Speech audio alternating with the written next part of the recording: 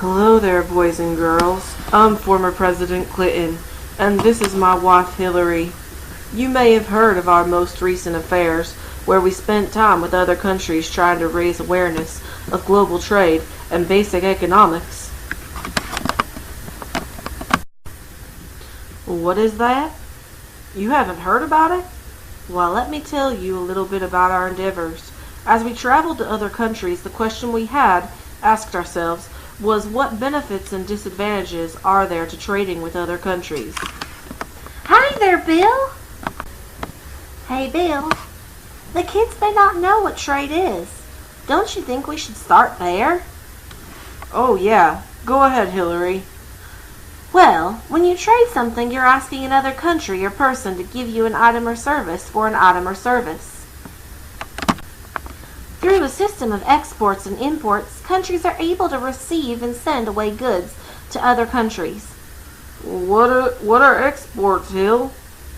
An export is when a good is shipped out of a country and sold somewhere else. An import is when goods and services are brought from other countries. It is important that countries export goods that they have a large supply of and import goods that are hard to find in their own country. For hundreds of years, Europeans traded wool, gold, and silver with Asians for rare goods such as silk and spices. Early civilizations often traded through a system of bartering. Bartering is when a good and service is traded for another good or service. No currency is exchanged, just a good or a service. Bartering was used before money was invented. Eventually, the ancient people created a system of currency and then began to buy and sell rather than barter. Why, that's an interesting story, Hill.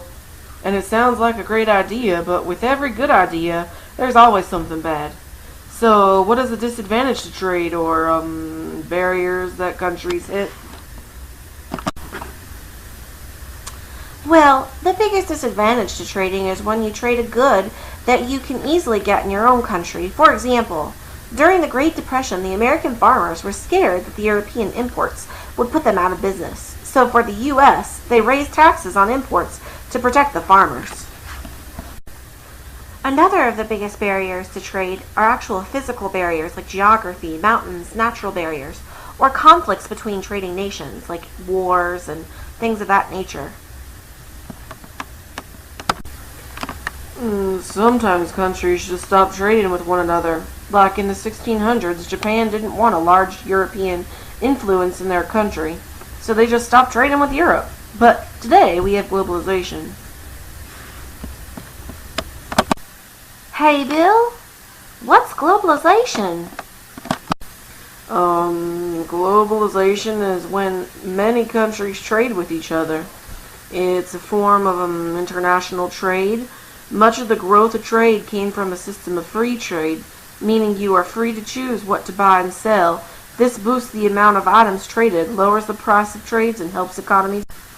Hey, Bill, there is a downfall to free trading, isn't there? You got that one right, Hill. Many countries fear that with free trade it makes imports too cheap, and it can make it hard to compete with other countries, thus losing business to other cheaper countries. Wow, that's pretty amazing, Bill. Boys and girls, why do countries trade with one another? Take a minute and talk to your shoulder partner. See if you can find some textual evidence to support your answer.